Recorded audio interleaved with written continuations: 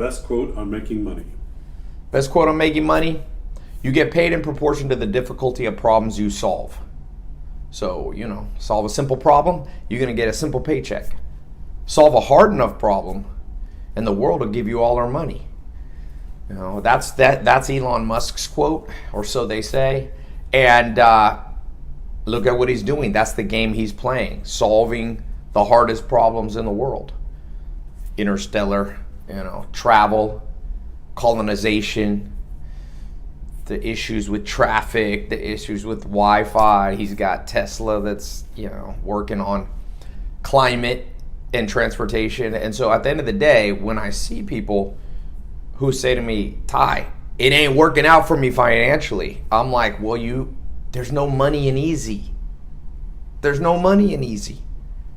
But always the question is, what's the easiest way for me to get started? What's the 3 things? What's the 1 book I should read, Tai? I'm like, there's no money in easy. The money comes from the progression. Your progression through the skill set. There's a great book called Deep Work by Cal Newport. Those people who are able to focus when the whole world has an attention span, they say now, that's shorter than the average goldfish. An average goldfish, scientists say, has a 6-second attention span. What do you think that is now in the social media world, where people can flip through and get a new hit of dopamine nonstop, day after day, moment after moment, right? That's the easy thing to do, be hypnotized by mass media. But to go your own path, this is difficult. It's like Aristotle said about anger. He said to be angry is easy, but to be angry at the right person at the right time for the right reason with the right intensity for the right duration, that's difficult. And, your question when it comes to making money should never be, what's the easy way to get started? Ask, what's the hard way to get started that not many people will do? If you talk to a Nobel Prize winner, they call this a barrier to entry. They call this a moat. They call this a sort of network effect that Silicon Valley esteems so highly, something that keeps most people out. What is money? Money is simple. I often ask people, I give talks, and I've asked this question. I once asked a professor whose specialty was in the definitions of money, and even he couldn't give me the right answer. I say, give me the definition of money in 3 words, all-encompassing and accurate. People kind of get it right, but scarce, in-demand resources. They have to be all 3. So if you know how to serve someone coffee, is that scarce? Do a lot of people have that skill? And this is no hate. I'm not looking down upon anybody's station in life. I milked cows by hand on a farm. I sheared sheep. I lived in a mobile home growing up. This is not a deprecation of anybody's life and where they find themselves now. But I will tell you the truth that not many people will tell you, that they wouldn't tell you in school, that they wouldn't tell you in college, that your mom and dad probably wouldn't tell you, which is there's no money in that easy thing. You get paid in proportion to the difficulty of problems you solve. If you know how to hand somebody a cup of coffee, is that a scarce, in-demand resource? Well, it's in demand, but it's not scarce. Therefore, it violates the universal laws of wealth. Or maybe not universal, but we could say planet Earth's modern capitalistic laws of wealth. And maybe you'll come up with a better system. I live in Sweden part-time. It's a little more socialist, but even there you find these rules applying. These go beyond. These are evolutionary biology at play in wealth. Karl Marx was a great thinker in a sense, but he got it wrong because he didn't understand that evolution and DNA trumps even the wisest, smartest person's attempt to unravel an economy. For the last 10,000 generations of Homo sapiens, your great-great-great-great-great-grandmother and grandfather have all been seeking scarce, in-demand resources, and the people who did survived, and you are the offspring of those people. They weren't just people who knew how to hand somebody a cup of coffee or do the lowest common denominator skill set. They were people who figured out the hard things. Your great-great-grandfather figured out how to, spear a mammoth elephant. And therefore they survived in that cold winter in one of the past ice ages when everybody else died, because they had a scarce in-demand resource. Back then, it wasn't some fiat currency or some crypto digital currency. They had in their possession a skill set, hunting. And it was the great hunters and the great gatherers who have survived. And so when I'm talking about money, I'm not just talking about, okay, a Lambo and a cool house and a private jet. I'm talking about the very roots of what makes us survive, and that's resource acquisition. And so there's something called ESS, evolutionary stable strategies.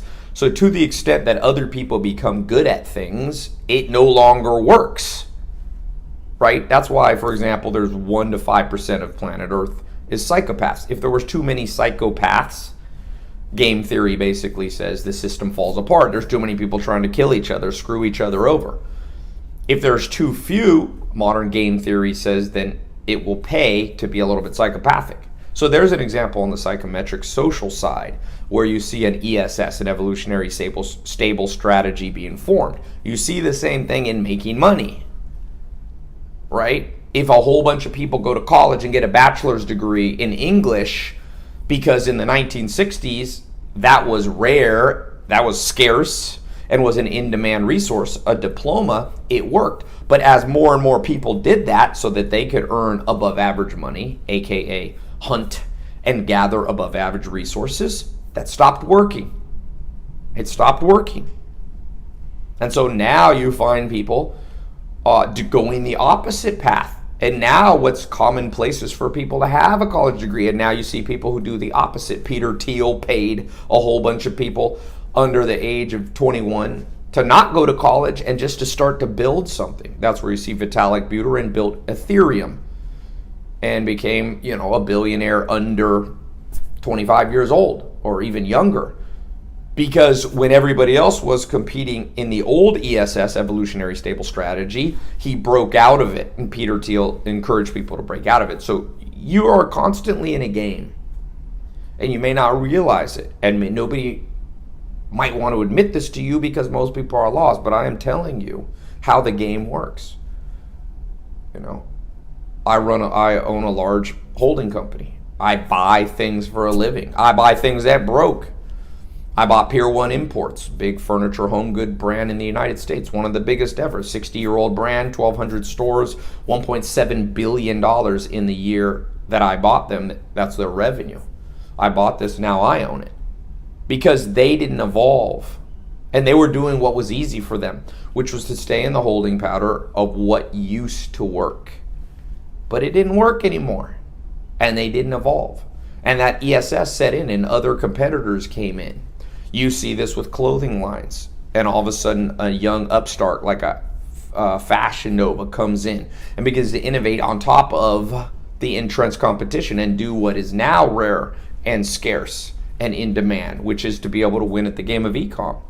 My e-com brands did, the brand I just bought, bodybuilding.com, 9-figure e-commerce business.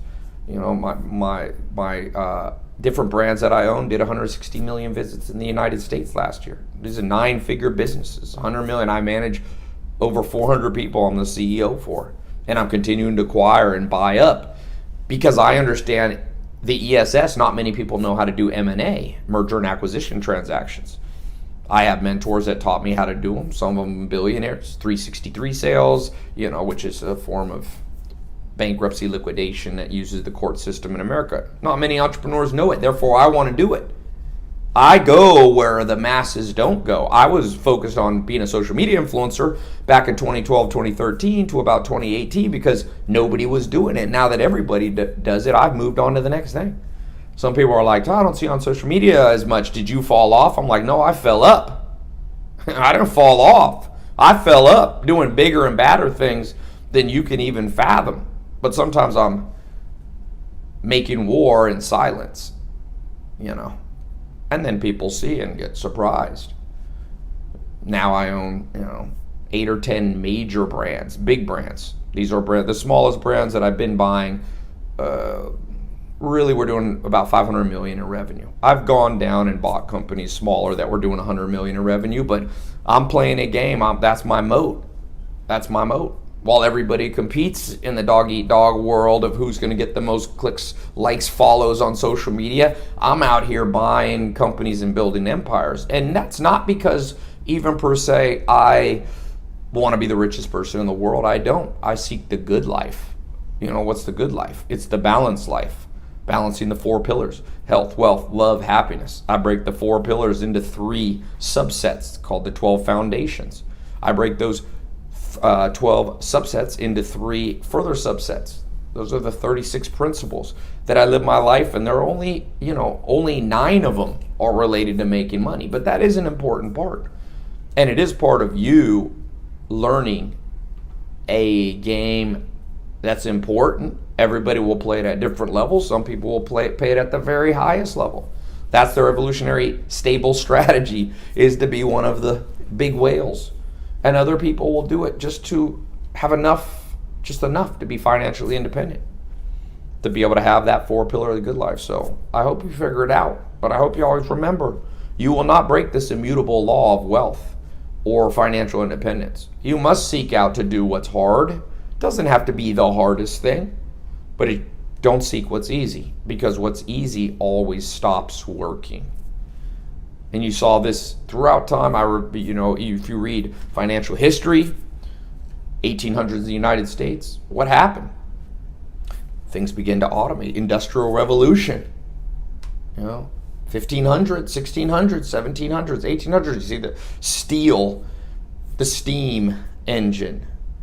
The rise of automation, Henry Ford. And what happened, sadly, and this happened to my family, I grew up with a single mom.